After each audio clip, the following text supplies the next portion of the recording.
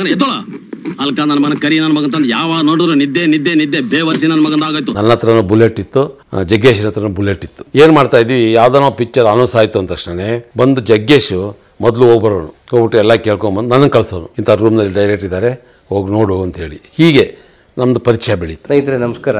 ಹಿರಿಯ ಕಲಾವಿದರಾದಂತಹ ನಮ್ಮ ಹೆಮ್ಮೆಯ ಕಲಾವಿದರು, ಹಾಸ್ಯ ಕಲಾವಿದರು, ಹಾಸ್ಯದ ಮೂಲಕ ನಮ್ಮನ್ನೆಲ್ಲ ರಂಜಿಸ್ತಿದ್ದಂತಹ ಕಲಾವಿದರು.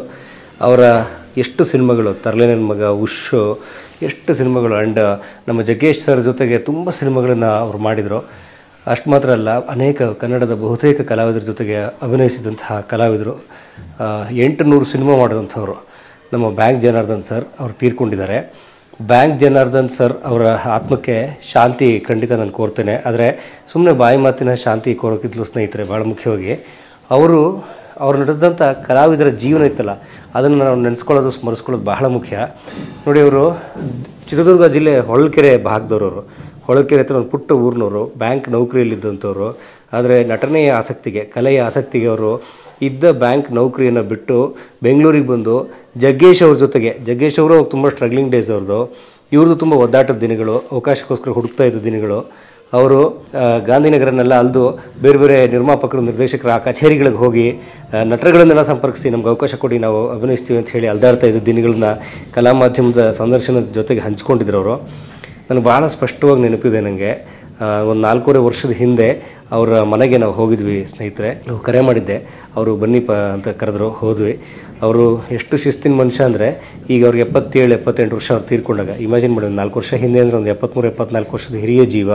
ಆದರೆ ಅವ್ರ ಜೀವನದಲ್ಲಿ ಪಾಲಿಸ್ಕೊಂಬಂದ ಒಂದು ಶಿಸ್ತಿತ್ತಲ್ಲ, ಒಂದು ಶಿಸ್ತು, ಆ ಶಿಸ್ತನ್ನು ಅವರು ತುಂಬ ಚೆನ್ನಾಗಿ ಕಾಪಾಡ್ಕೊಂಡಿದ್ರು. ನಾವು ಹೋದ್ವಿ.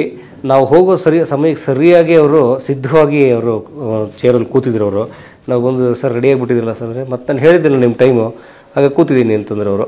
ಸೊ ಅವರು ತುಂಬ ಚೆನ್ನಾಗಿ ಸುಮಾರು 1.5 ಗಂಟೆ ನಮ್ಮ ಜೊತೆ ಸುದೀರ್ಘವಾಗಿ ಮಾತಾಡಿದರು. ಅವ್ರ ನಟನೆಯ ಬದುಕು, ಅವರು ಹೇಗೆ ಜಗ್ಗೇಶ್ ಅವ್ರ ಜೊತೆಗೆ ಬೇರೆ ಬೇರೆ ಅವಕಾಶಕ್ಕೆ ಓಡಾಡ್ತಿದ್ರು. ಆನಂತರ ಕಾಶಿನಾಥ್ ಅವ್ರು ಸಿಕ್ಕಿದ್ದು, ಉಪೇಂದ್ರ ಅವ್ರು ಸಿಕ್ಕಿದ್ದು, ಆನಂತರ ಅವ್ರಿಗೆ ತಂದೆ ಪಾತ್ರಗಳನ್ನು ಬರೋಕ್ಕೆ ಶುರುವಾಗಿದ್ದು. ಅವರು ತರಲೆ ನನ್ನ ಮಗ ಇವೆಲ್ಲ ಆದಮೇಲೆ ತುಂಬ ಚೆನ್ನಾಗಿ ಜಗ್ಗೇಶ್ ಅವರ ಮತ್ತು ಬ್ಯಾಂಕ್ ಜನಾರ್ದನ್ ಅವ್ರ ಕಾಂಬಿನೇಷನ್ ವರ್ಕ್ ಆಗಿದ್ದು, ಇದನ್ನೆಲ್ಲ ಚೆನ್ನಾಗಿ ಹೇಳ್ತಾಯಿದ್ರು ಅವರು. ಹಾಗಾಗಿ ಆ ಸಂದರ್ಶನ ಮುಗಿದ ಮೇಲೆ ಅವ್ರು ತುಂಬ ಪ್ರೀತಿಯಿಂದ ನಿಮ್ಗೆ ಒಳ್ಳೆಯದಾಗಲಿ, ಶ್ರಮಪಡಿ, ಕಷ್ಟಪಡಿ ಅಂತ ನಮ್ಗೆ ಆಶೀರ್ವಾದ ಮಾಡಿದ್ದು ಕೂಡ ನನ್ನ ಮರೆಯೋದಿಲ್ಲ ಸ್ನೇಹಿತರೆ. ಅದಾದಮೇಲೆ ನಮ್ಮಲ್ಲಿ ತುಂಬ ಚೆನ್ನಾಗಿ ಹೋಗಿತ್ತು ಇಂಟರ್ವ್ಯೂ, ತುಂಬ ಜನ ನೋಡಿದರು. ಎಷ್ಟೊಳ್ಳೆ ಕಲಾವಿದ. ನಾನು ಹೇಳೋದು, ಬ್ಯಾಂಕ್ ನೌಕರಿನ ಬಿಟ್ಟು ಒಂದು ರಿಸ್ಕ್ ನೋಡಿ, ಅಂದರೆ ಅದೊಂದು ತುಂಬ ದೊಡ್ಡ ರಿಸ್ಕ್. ಅದು ಇದ್ದ ಒಂದು ನಿಯಮಿತವಾದ ಆದಾಯ, ಮಂತ್ಲಿ ಸಂಬಳ ಬಂದ್ಬಿಡೋದು, ಕುಟುಂಬ ನಿರ್ವಹಣೆಗೆ ಆಗೋದು, ಅದನ್ನು ಬಿಟ್ಟು ಸಿನಿಮಾ ಕರಿಯರಿಗೆ ಬಂದು ಇಲ್ಲಿ ಅವಕಾಶ ಸಿಗುತ್ತೋ ಇಲ್ಲೋ ಗೊತ್ತಿಲ್ಲ. ಆದರೆ ಆ ಒಂದು ರಿಸ್ಕ್ನ ತೊಗೊಂಡು ಬಂದು ಇಲ್ಲಿ ಹುಡುಕಾಡಿ ತಾನು ಗೆದ್ದು ತೋರಿಸಿದ್ರಲ್ಲ, ನಿಜವಾದ ಪ್ರತಿಭಾವಂತ. ಅಂದರೆ ಅವ್ರ ಬಗ್ಗೆ ಅವ್ರಿಗಿದ್ದ ನಂಬಿಕೆ ಅದು, ನಾನು ಖಂಡಿತ ಏನಾದ್ರು ಸಾಧಿಸ್ತೀನಿ ಕ್ಷೇತ್ರದಲ್ಲಿ ಅಂತ ಹಿರಿಯ ಜೀವ ಅವ್ರದ್ದು. ಅವರು ಕೊನೆ ಕ್ಷಣಗಳಲ್ಲಿ ಅವ್ರನ್ನ ಚಿತ್ರರಂಗ ಮರೆತಿದ್ದು ದುರಂತವೇ ಸರಿ, ದುರ್ದೈವವೇ ಸರಿ. ಅವರು ಒಳ್ಳೆ ಕಲಾವಿದರು, ತೀರ್ಕೊಂಡಿದ್ದಾರೆ. ಅವ್ರಿಗೆ ನಾನು ತುಂಬ ಶ್ರದ್ಧಾಂಜಲಿ ಕೋರ್ತೇನೆ ನಿಮ್ಮೆಲ್ಲರ ಪರವಾಗಿ. I miss him. ಯಾಕಂದರೆ ಅವ್ರ ಜೊತೆಗೆ ಪರ್ಸ್ನಲ್ ಹೀಗೆ ನೇರ ಇಷ್ಟೇ ಒಂದು 4-5 ಅಡಿ ಅಂತರದಲ್ಲಿ ಕೂತು ಮಾತಾಡಿದ ನೆನಪು, ಅವ್ರ ಜೊತೆ ಕೂತಿದ್ದಿಲ್ಲ ನೆನಪು. ಅವರು ಹೆಗಲ ಮೇಲೆ ಕೈ ಹಾಕಿ ಒಂದು ಒಳ್ಳೆ ಫೋಟೋ ಕೂಡ ಅವ್ರು ನನಗೆ ಕೊಟ್ಟಿದ್ರು. So sir, we miss you.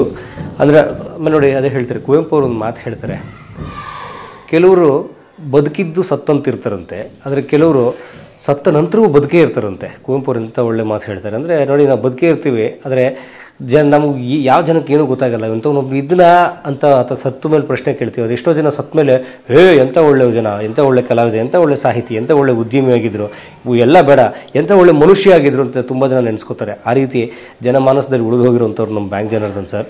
ಅವ್ರು ಯಾವ ಸಿನಿಮಾ ನಾವು ಮರೆಯೋದು, ತುಂಬ ಒಳ್ಳೆ ಟೈಮಿಂಗ್ ಇದ್ದ ಹಾಸ್ಯ ನಟ ಅವರು. ಹಾಗಾಗಿ ಸ್ನೇಹಿತರೆ, ಸೊ ಹಾಗಾಗಿ ಬ್ಯಾಂಕ್ ಜನಾರ್ದನ್ ಅವ್ರ ನೆನಪು ಪದೇ ಪದೇ ನಮಗಾಗುತ್ತೆ. ಅವ್ರ ಸಿನಿಮಾ ಮೂಲಕ ಅವ್ರ ಅಜರಾಮರ. ಅವ್ರ ಸಿನಿಮಾಗಳನ್ನು ನೋಡೋಣ, ಕನ್ನಡ ಸಿನಿಮಾಗಳನ್ನು ನೋಡೋಣ, ಕನ್ನಡ ಒಳ್ಳೊಳ್ಳೆ ಸಿನಿಮಾಗಳನ್ನು ನೋಡಿ ಅವ್ರನ್ನ ಬೆಳೆಸೋ ಮೂಲಕ ನಾವು ಈ ಎಲ್ಲ ಹಿರಿಯ ಕಲಾವಿದರಿಗೆ, ಚಿತ್ರರಂಗವನ್ನು ಕಟ್ಟಲಿಕ್ಕೆ ಒಡೆದಾಡಿದ ಕಲಾವಿದರಿಗೆ ನಾವು ಕೊಡೋ ಗೌರವ ಅದು ಅಂತ ನಾನು ಕೇಳ್ಕೊತಾ. ಸರ್, ಹೋಗಿ ಬನ್ನಿ, ಮತ್ತೆ ಬನ್ನಿ. ನೀರಿಗೆ ನಸ್ಯ ಸಕ್ಕರೆ ಬೆರೆಸಿ ತೊಂಬ ಬೋರ್ನ್ವಿಟ ತಾನೇ ಇರುತ್ತೆ.